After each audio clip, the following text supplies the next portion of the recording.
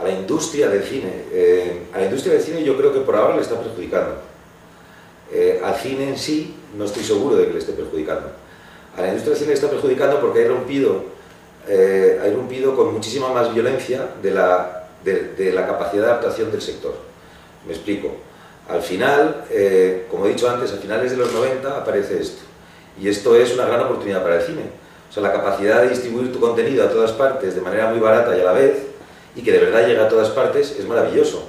Pero la piratería está estropeando, digamos, lo que sería una franca ventaja y una franca conveniencia, la está estropeando. Dentro del mundo de todo lo que tiene que ver con la piratería se han dicho muchas cosas. Que si democratiza los contenidos, que si, claro, cuando no tienes acceso a un contenido en ninguna otra ventana, ¿cómo no vas a piratearlo? Que en el fondo así consigues que se vea cine, que se está consumiendo más cine del que se ha consumido nunca, pero claro, gratis.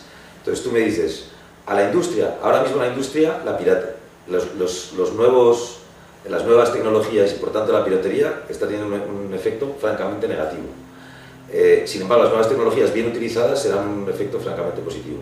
Al final el consumidor hace trampas, porque el consumidor tiene en su mano la decisión de consumir o no consumir. Y es verdad que los hábitos de consumo puede que estén cambiando. Y es verdad que un consumidor podría decir, a mí o me das tu contenido audiovisual en internet, por tanto a un clic de distancia, en casa, que además lo quiero ver los martes por la noche, y a un precio que es al que yo estoy dispuesto a pagar, lo que me da igual, 2 euros, o ahí está muy bien, hasta ahí todo perfecto. Entonces, si tú eres capaz de dármelo así, estupendo, mi decisión está en consumirlo o no.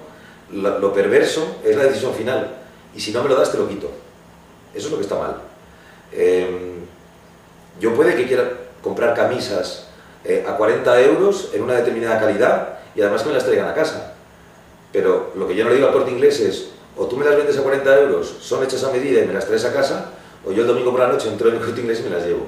Eso es lo que está mal. O sea, la segunda parte es lo que está mal, y esa segunda parte, que es la que está mal, es la que está haciendo daño a la industria, y simplemente es por la lentitud de la industria a la hora de ser capaz de adaptarse a los nuevos medios, que tampoco es raro.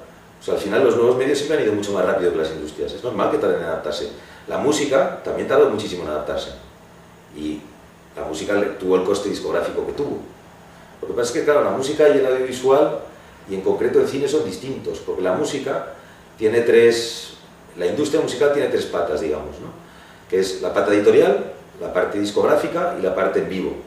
Entonces la parte discográfica, efectivamente, aparece ya desde antes, incluso desde la aparición del MP3, empezó a hundirse, pero se puede apoyar en el resto de patas. El cine no tiene una experiencia en vivo distinta de simplemente las salas, entonces está mucho más amenazado. El mundo editorial y literario y el mundo cinematográfico está mucho más amenazado que el mundo musical.